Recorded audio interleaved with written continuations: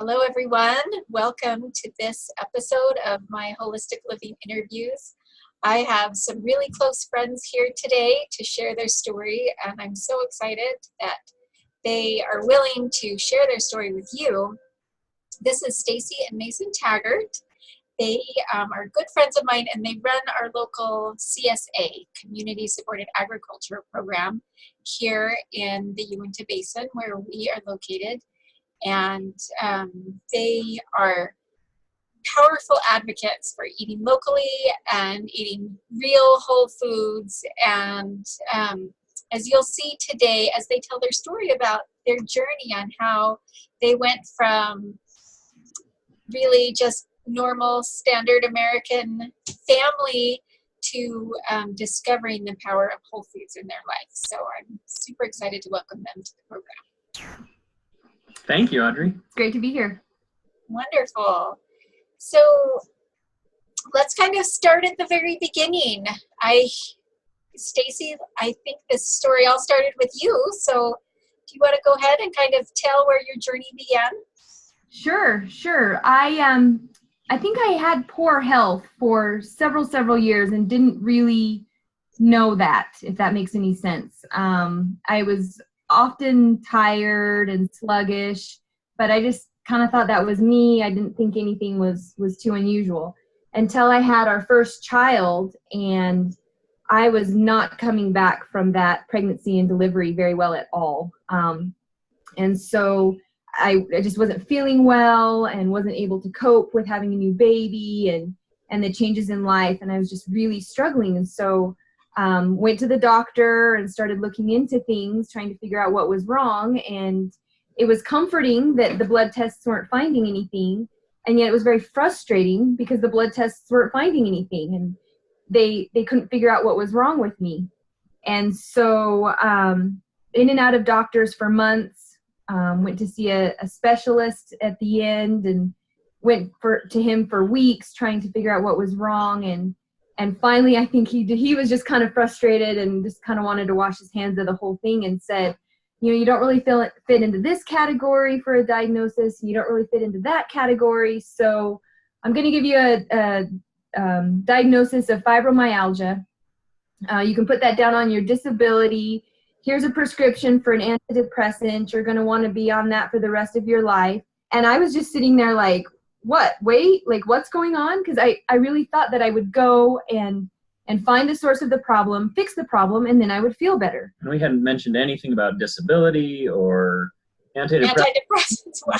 Yeah, he just came up with all that on the spot, and it shocked us both. We were just in shock. Right, and I felt really frustrated because I was like, that's all you can do is give me an antidepressant to make me think I'm not sick, And so I think something kind of switched in me and never did fill that prescription. And I just started doing some research, trying to find out what was going on. And I came across information about candida and yeast. And so that's when I started paying attention to my diet and what I was eating. And I went off of sugars right away, went off of white flours right away. And that was really hard. I remember one night very early on, I'd made meatloaf for dinner, and I go to sit down and pick up the ketchup bottle, and I'm getting ready to splatter it all over my meatloaf, and Mason was like, I think ketchup has sugar in it. I was like, what? No, it's ketchup. There's no sugar in ketchup. And I read the ingredient label, and of course, sure enough, there was sugar. And of it. Yeah. I just started bawling because I was like, I can't eat anything. No idea how far-reaching sugar was and how they put it in everything. I really was really naive to all of that. And so little by little, the longer I was off of those foods, I felt better. I really did. And is that what helped you stick with it? I mean, what helped you bridge that gap between this is so overwhelming and I don't have anything to eat to I'm going to stick with this until you started finally feeling better? I was desperate. I would have done anything to feel good. I think getting to a place of desperation is a very good place to be, actually, because you're willing to do the hard things better. And I was willing to do anything because I was barely functioning. I would just mope through the day trying to take care of my baby and just counting down the minutes till Mason would get home and he could take over because, no energy other than to just on the couch. And so being so desperate, I think, really helped. And then I would notice that when I would cheat, like fairly early on in changing our diet, we were moving. We had purchased a house and we were moving. And so we went to Little Caesars for cheap, quick dinner because we're moving, and couldn't move for 3 days after that. I really was starting to put the 1 + 1 = 2. That right. I was starting to tell, okay, when I eat this, I feel like this. And that really helped me stick with it and stay on it. How long did it take you to get to that point? Can you remember? Well, initially you just feel awful because your body's so used to all of that. And so there was that initial period of maybe a couple of weeks where you feel worse at first. And you just are like, okay, I hope this gets better. And I've learned about die-off and more of that. I'm sure I had some of that going on. A lot of it was psychological because I was looking ahead going, oh my goodness, what am I going to be able to eat? And kind of feeling some trepidation, but it's physically and mentally hard.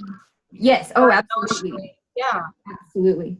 But I wanted so badly to feel good that persevered through that. And so I would say the initial kind of 2 or 3 weeks were the roughest. And then after that, I could really tell a difference.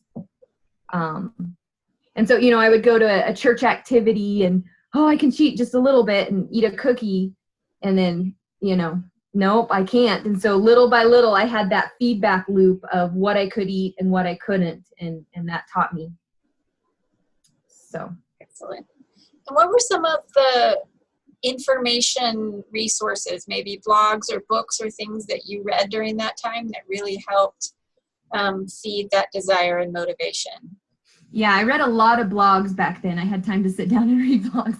So Keeper of the Home was a real food blog that I liked a lot. Kitchen Stewardship.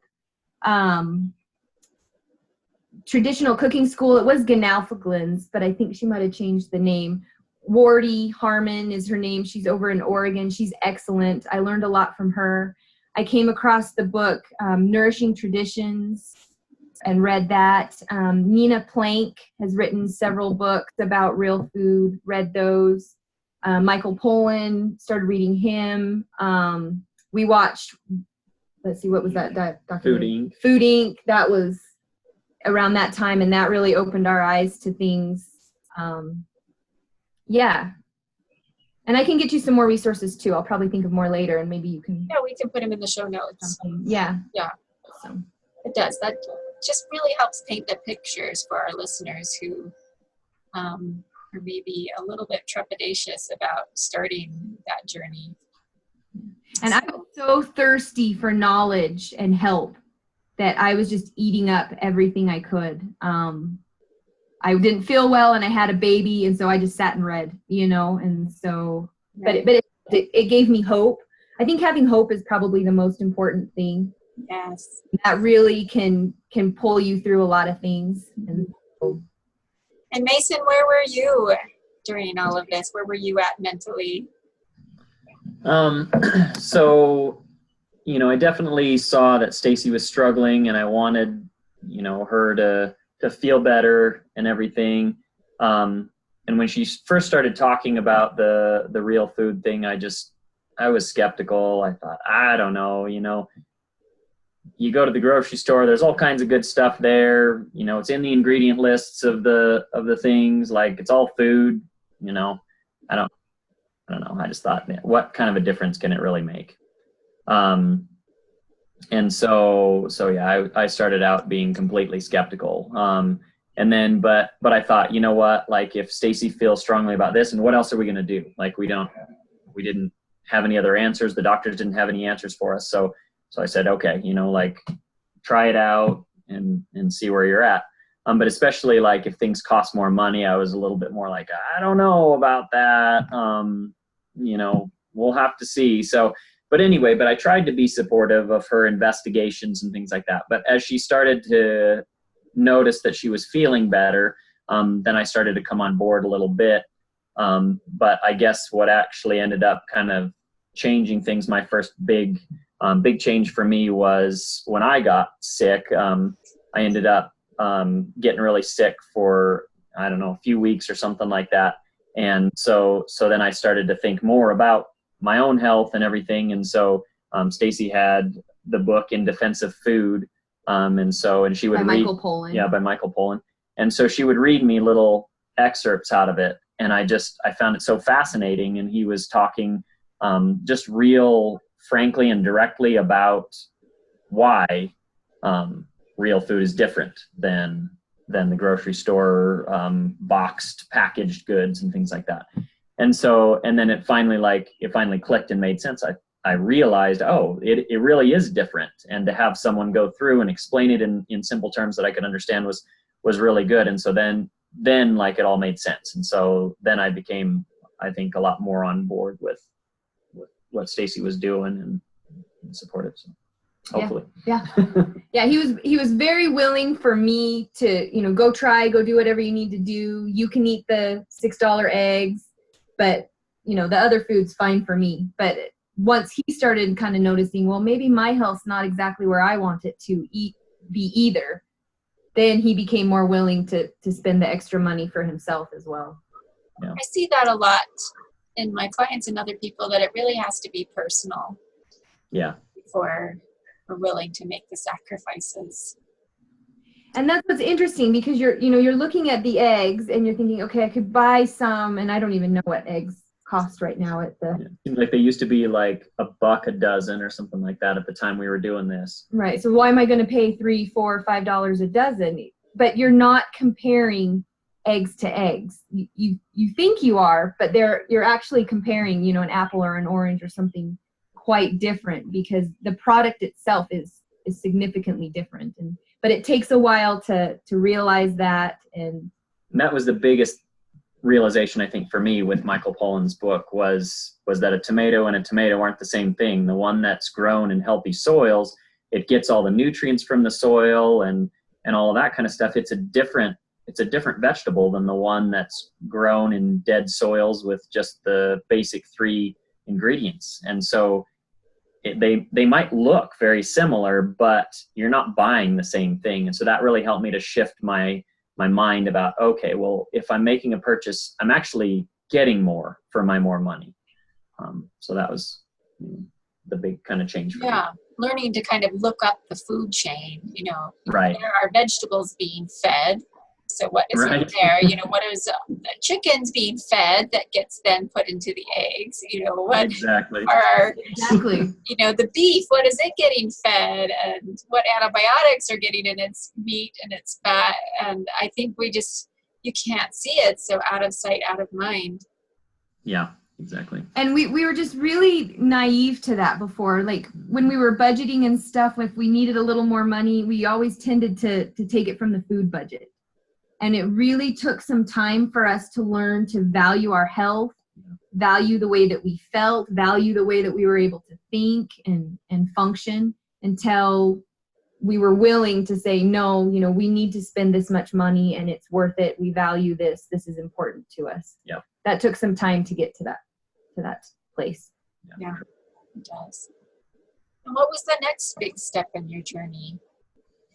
The next big step was probably when our son Connor was struggling with his health. He was born with genetic disease that affects him neurologically. He's got some benign tumors in his brain, and so it was affecting his functioning and his brain development and all of that. And by that time, we'd been eating really well for a while, but admittedly, we had slipped quite a bit. And it was interesting kind of when I look back, because I thought that we ate healthy. But now I look back, we ate like the healthy products. Processed, yeah, right. The healthy processed foods. And so with Connor, I started looking at, the symptoms he was having. He was really struggling with speech. He had a lot of anger and aggression issues. He did not have the capacity to learn, honestly. He was 3 years old and trying to teach him shapes, and he wasn't getting it. And the scariest part of that was that because he didn't have the capacity to learn, then we couldn't keep him out of danger very well. So we couldn't discipline him because he couldn't understand. And so, there was no kind of communication that would work to help him to understand that the stove is hot, so don't touch it, or things like that. And so it was just really, it was a kind of a scary time for us. Yeah. And I mean, he was beating his head against the floor. I mean, he was just stuck in this mess. It was just really heartbreaking. And so we're desperate again. And I just felt led down that very same path towards diet, but this time deeper.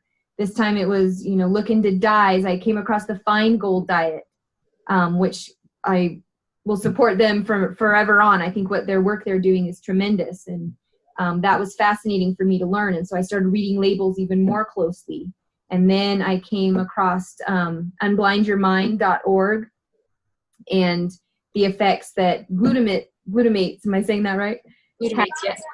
Glutamates have in our diet, or how they affect our brain function and the way we think, and the aggression, autism, ADHD symptoms that are prevalent these days, it seems like, in children. And for our audience, MSG is a really big source of a glutamate, for example. Yes. Yeah.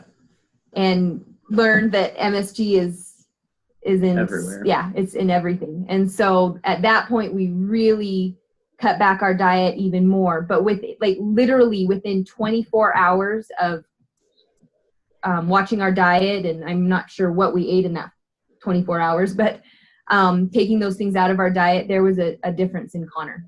Yeah. Wow, that's fast. It was night and day. In a couple of weeks, it was night and day. Yeah. And tell our listeners a little bit more about, besides the artificial food coloring, what other things in the Feingold diet did you take out? A lot of the chemicals and the things that they're using to preserve our food, and even they spray cereal boxes with BHT so that the cereal is preserved longer and sit on the shelf. But they don't have to label for that, and so we learned about things like that, non-labeled additives and things that you need to be careful of from that standpoint. And that's just put a little plug in for Feingold. They do the research and they find out, and they'll be able to say, okay, this brand, this product is safe. You can eat this, and you pay for that. But I feel like the cost, it's $75 a year or something like that. But you get this whole guidebook, and it tells you what brands and what products are safe, especially for these kiddos. It's valuable. Yeah. It's about a child who has major meltdowns if they. Oh yeah. With those foods. Totally worth it. And I want to do it again, just because I kind of got used to my certain products that I liked, and I want to know what's different now. It's been because new products are coming out all the time. Yeah. Right. And I think they're starting to become more aware of things. I noticed that things are being labeled with BHT and stuff now, and so I think awareness is increasing, and people are doing things and saying, I want to know what's in my food. I want to know about the packaging. And so things are changing. There's some positive changes going on. It's true. We don't eat much out of cans from Feingold because of that, because of the BPA liners.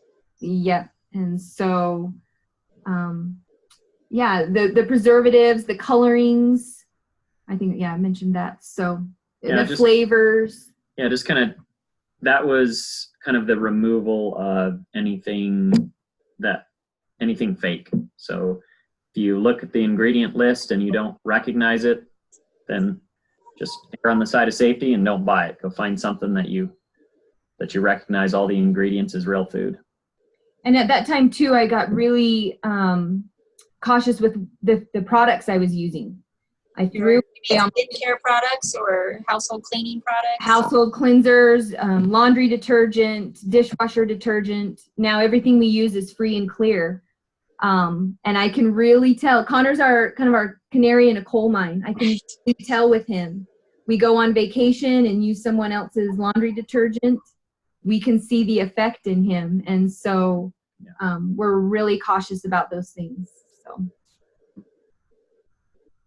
Did you have to kind of go through another phase of, okay, we're taking all these things out. No, what do we replace them with? Yeah.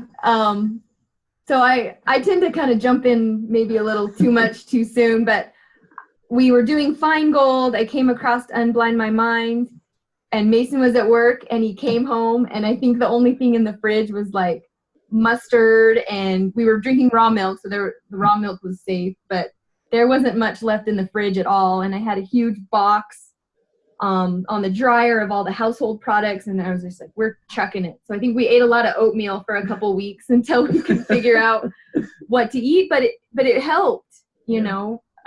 It really helped Connor, and it helped me as a mom, because I was really struggling because he's not feeling well. He's so agitated, and the stress of that was really weighing on me, and was causing effects in my health and affecting the way I was, you know, treating my other children. And I mean, it just, you know, it trickles down throughout the whole family. It wasn't just Connor that was struggling. Our whole family was in crisis because of this. Yeah. So we made some tough sacrifices, but if I had to go back and do it, maybe I'd plan a little bit first. But, you know, once you know about it, I just want to jump right in and make the change. I don't want to take even another day of chaos if I can start that healing process right away. So. Yeah, and I like how you've described that, where really when we can look at the two sides of a sacrifice, right? The food that we're sacrificing versus the peace of mind that we're sacrificing. And once those become really equal realities, then suddenly the peace of mind just wins out, no question. Yeah. We can get to that point and really see how real those benefits are. And then you're like, oh, that's not even a sacrifice at all. Why was I buying foods that exactly were creating the chaos? Well, and even to fast forward to today, I'm off of refined sugar this year, and that was a New Year's resolution I made, because sugar and I just don't do well. And so, but I would eat some on occasion, holidays and birthdays, but that's, you know, there's all these exceptions. And I realized by the end of 2018 that my exceptions were increasing, and I really wasn't feeling well. When I eat sugar, I feel really kind of agitated and angry, and then have a day or two of that, and then the next day after that, I'm anxious and depressed, and you know, sugar just tends to really mess with me. And I thought, you know what, I need to do something different here. So I've not eaten refined sugar this year, and I've had some moments where I'm like, oh, am I really doing this? But it's worth it. The peace of mind that I get, and I'm not riding this, and I'm much more stable and steady, is totally worth it. How's that for the family, Mason? Worth it. Well, yeah, and I feel kind of frustrated about that, honestly, but the mother really does set the tone for the family and for the home. And so if I'm not feeling well, if I'm not doing well, if I'm all over the place, then that's how everyone else is too. And I kind of get frustrated about that at times. It's, you know, it's just the way it is. And so anyway, it's worth it. Yeah, that's true. So tell me, have you guys kind of found a place that you're comfortable now and that you really enjoy? Has it become second nature, or is it something you're always continually tweaking and reinventing and evaluating? I think it's so far it's been something that we're always reevaluating and tweaking. So we went really strict for a while. And so that was great from the standpoint of people felt well, but it was so difficult because, you know, activities that were going on, well, you know, you can't go. How do you tell your little kids that, well, you can't have that, and watch them, make sure they don't get into anything? And so So, you know, we wouldn't end up attending a lot of things because we wouldn't be able to eat what they were serving. And, you know, and holidays became stressful yeah, because, you know, you want to have your special foods, but then now I'm searching for alternatives, and it just seemed above and beyond. And so we kind of have this plateau of, this is our level. We don't go below that. right. You know, we cook with white flour, white sugar. I was gonna say like once a year. I don't even know that. So, but I want to make the same things with wheat and other sugars. And so where before I was trying to, you know, use different flours and, you know, and it just wasn't quite working. And so we kind of came across this baseline, and we don't go past that, but to try to make, you know, those things as normal as possible, because the psychological effects of going too strict, I think, were too great. And so I think we're constantly adjusting. And I think it's kind of like a boat. If a boat has a trajectory, they have to keep making adjustments because of the wind and the waves.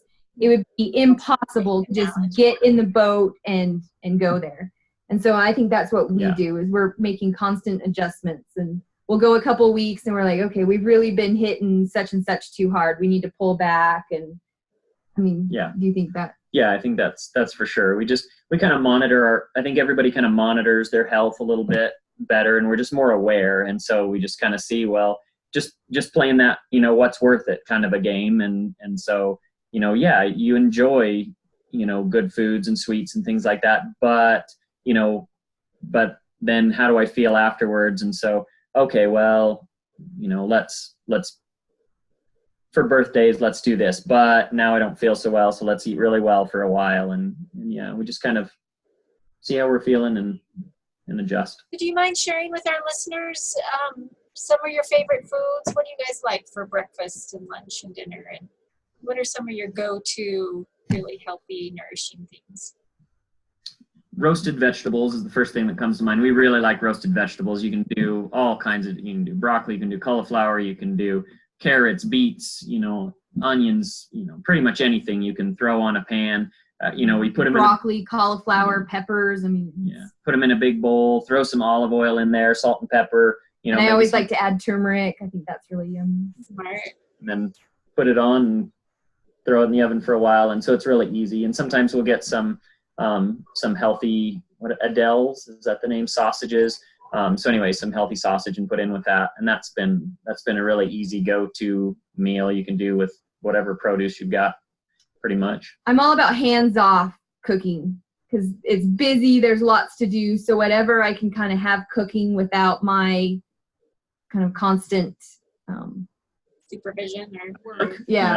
Is good. So we use the oven a lot. Our Instant Pot. We call them haystacks. Yeah. And they're based off of Hawaiian haystacks, but they're anything really haystacks. Really different. So, you know, we'll choose a grain, quinoa, rice, amaranth, something like that, and then sometimes we'll have a meat, but it might just be beans or just vegetables on top, steamed, roasted. Yeah. And then maybe we'll put some sunflower seeds, and Mason really likes to make dressings and put dressings on there.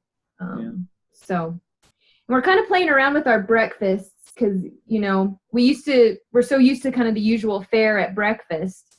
And so, and I have to admit, like, I was a cold cereal addict, really. I still, anyway, I just really love cold cereal, but we never eat it anymore. But, so coming off of cold cereal for breakfast has been a challenge. So we eat a lot of egg dishes, frittatas and things like that.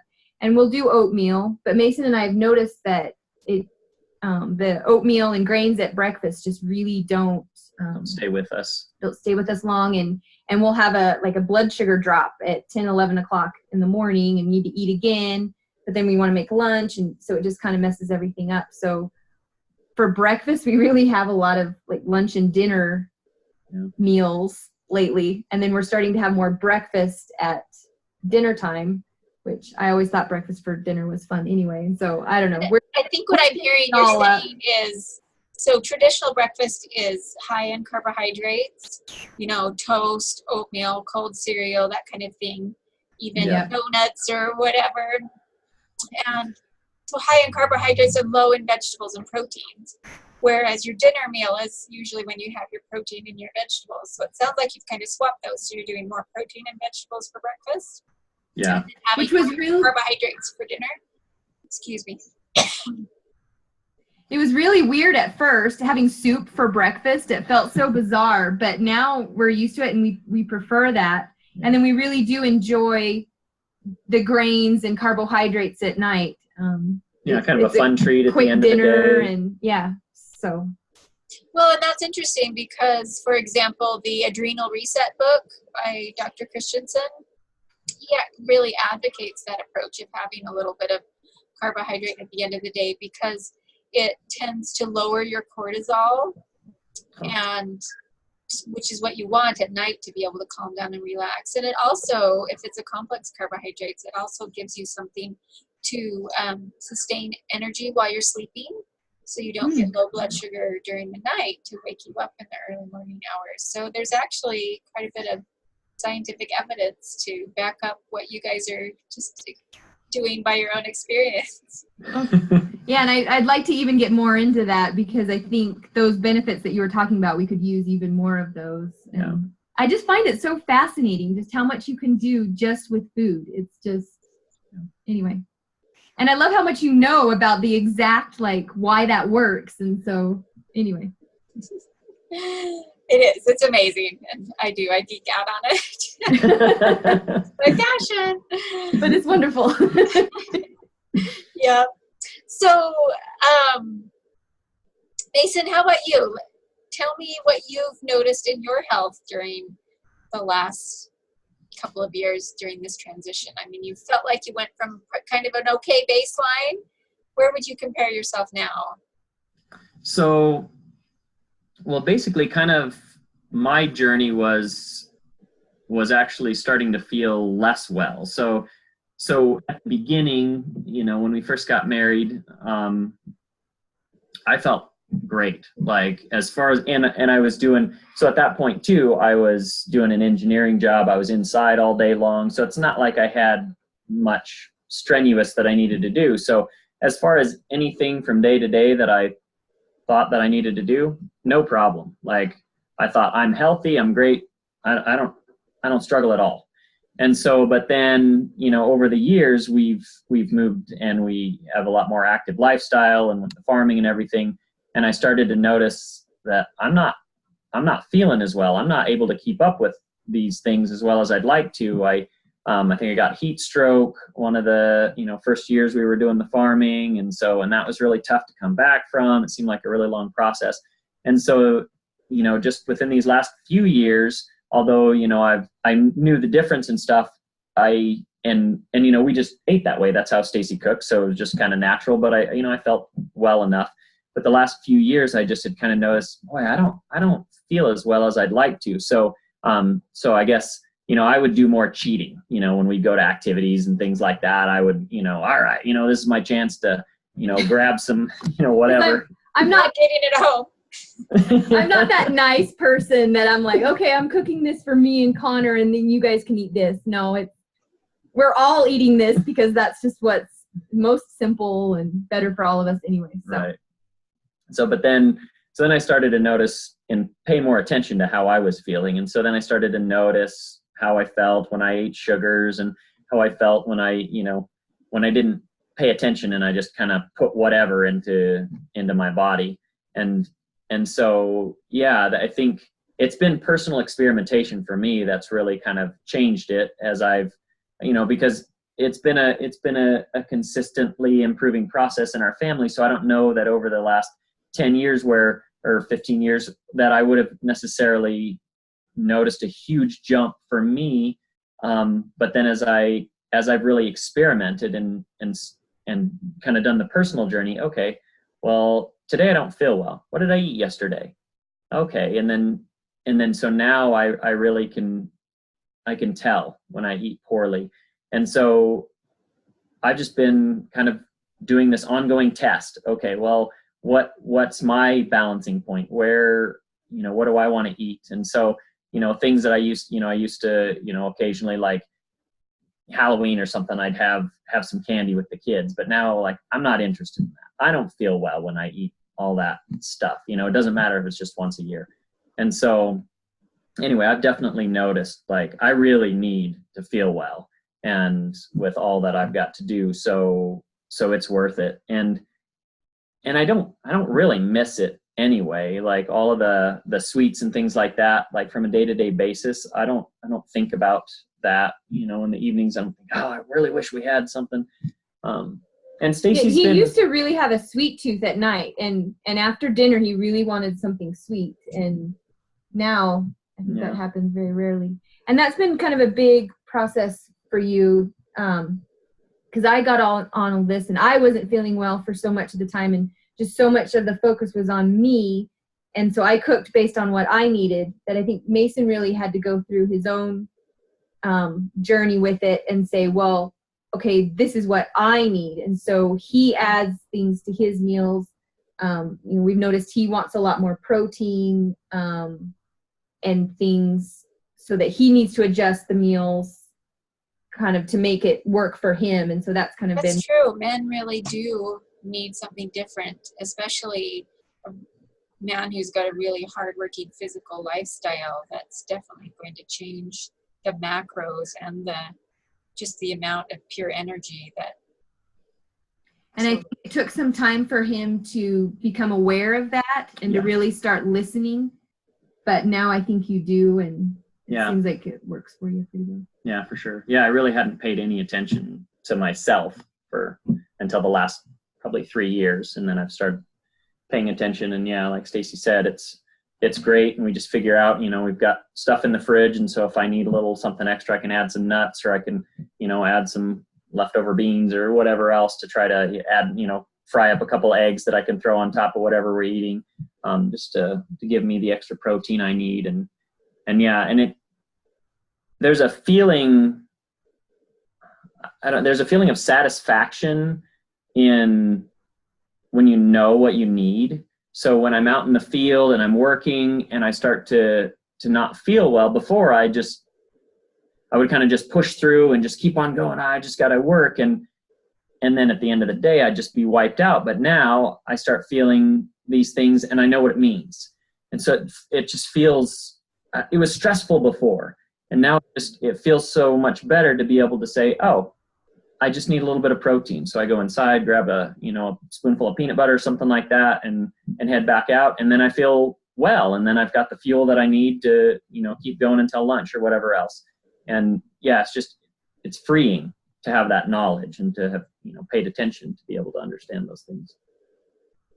That is amazing.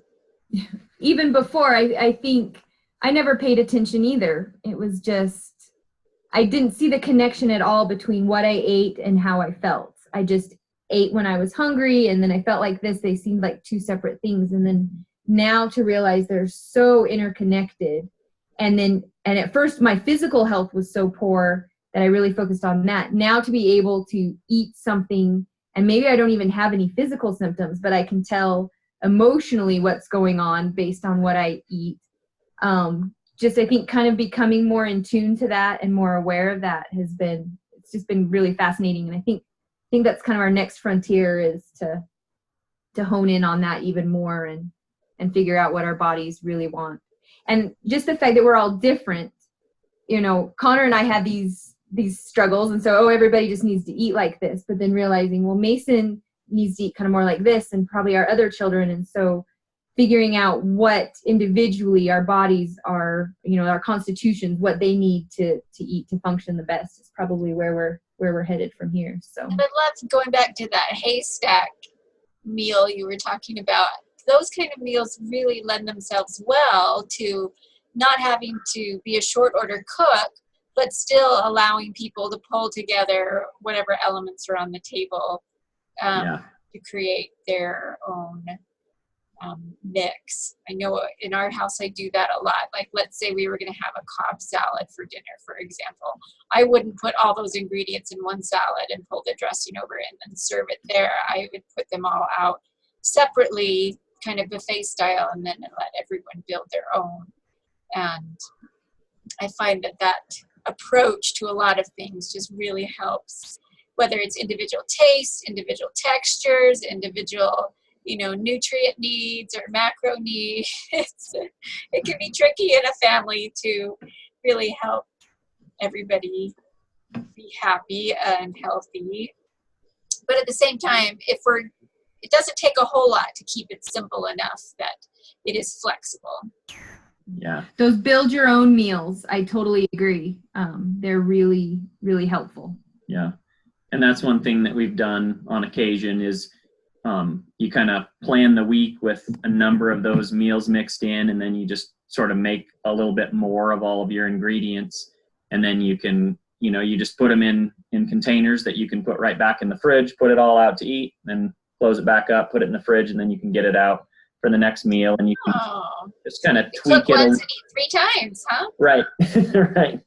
And you can kind of tweak it a little bit. There's a lot of ingredients that kind of lend themselves to, maybe once you kind of have a Mexican flair to it, and the next time it's kind of more an Indian flair, things like that. So you can make it different enough with some different seasonings and things like that to still have unique meals, but then not have to do so much work.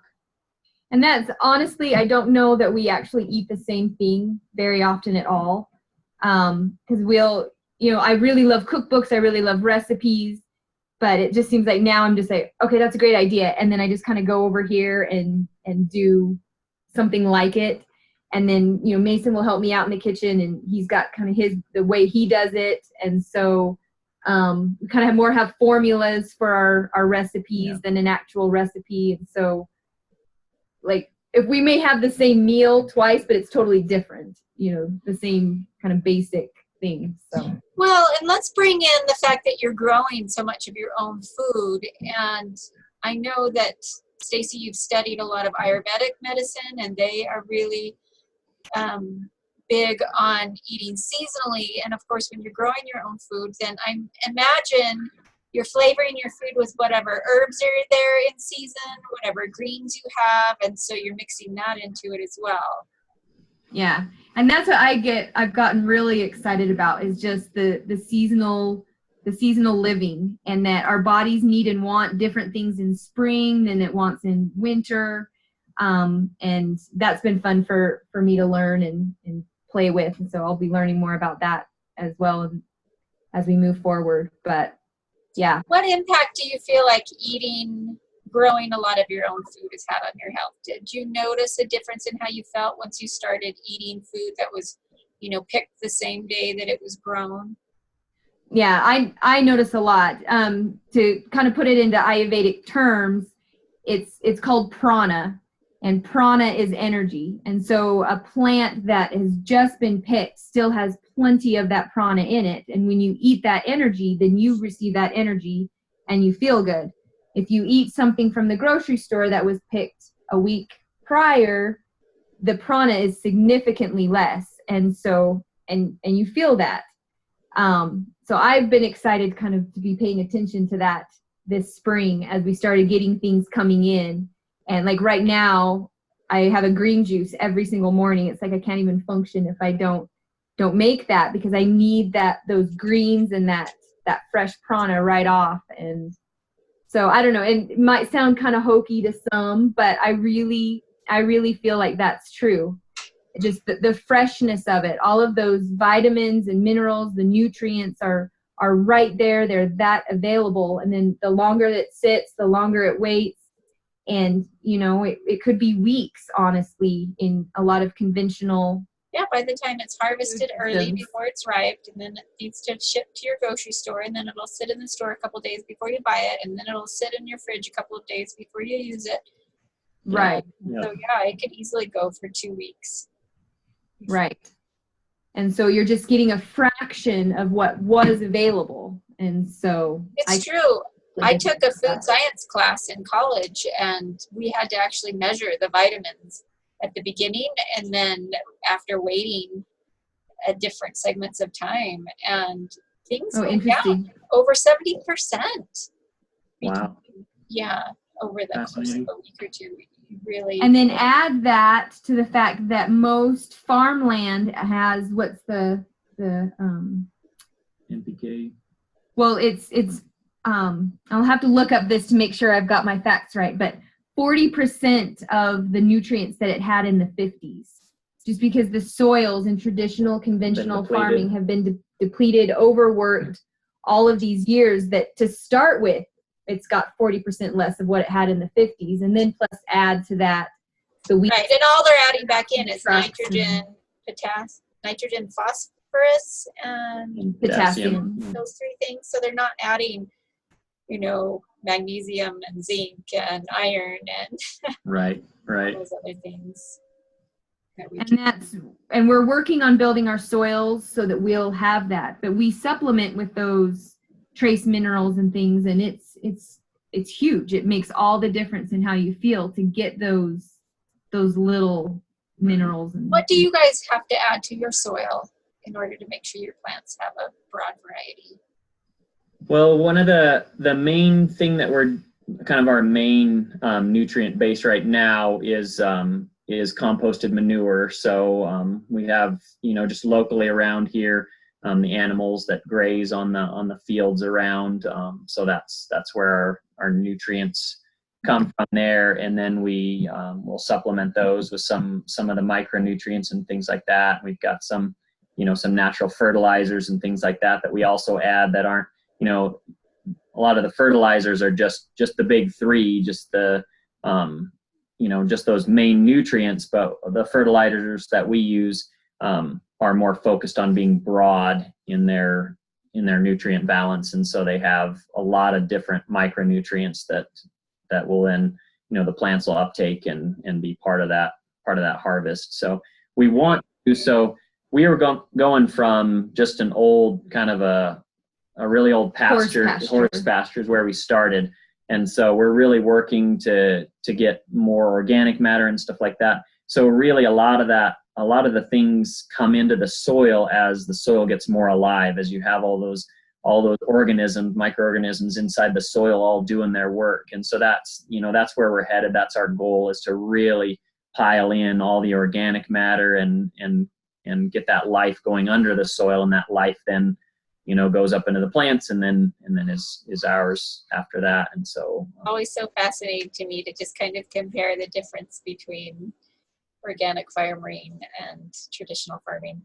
Yeah. And you talked about going up the food chain. Like, it really all starts with the soil. Yeah. And so, you could call us vegetable farmers, but really we're trying to grow the soil. And that's where the healthy and the super tasty produce is going to come from as the soil gets more and more healthy, and it'll do it on its own. Especially if it's got that healthy microbiome for the soil, right? We just know all of these organisms that are working there to break down that organic matter into, the raw nutrition. Yeah, absolutely. Exactly. So I'm going to brag on you guys just for a minute. One of the things that I love about participating in their CSA program, for people around the state who use Bountiful Baskets, I know, talking to my friends, one of the biggest complaints they always had was, you just never know what you're going to get, and you can't control it. And half the time I get stuff that I didn't want to eat or already had. And these guys have this beautiful setup where you can kind of customize your basket every week and say, yes, I want this, or no, I don't want this, and move it around. And I think that's a real game changer for us as their clients. Well, I think eating locally is the best way to eat healthily, and it's got to be convenient. The pace of our lifestyle these days is you've got to make it as convenient as possible. And so, so whatever we can do to make it convenient, it's got to be convenient for me too. I'm a busy mom in the kitchen, just like everybody else, and so we're learning more and more how to make that more convenient, and little tricks on how to utilize what we're growing. So, and you guys are such great examples of making that ancient lifestyle work in a modern world. And thank you for your hard work and making it more convenient for us. Oh, thanks. Really appreciate that. And figure even more out. But So tell our listeners where they can find you or reach you if they're wanting to find out more. Well, we're on Facebook and Instagram under Heritage Family Gardens, and we also have a website, heritagefamilygardens.com. And Harvey.farm is our software, our CSA software that lets us customize your basket for you. And so yeah, you can find us on there as well. So yeah. Yes. Okay, well, thank you guys again so much for joining us and sharing your story. And I think we've really covered a lot of really useful, practical information that a lot of people can use. Well, thanks Audrey. Thanks for having us, Audrey. Have a good day. Thanks, You too. You too.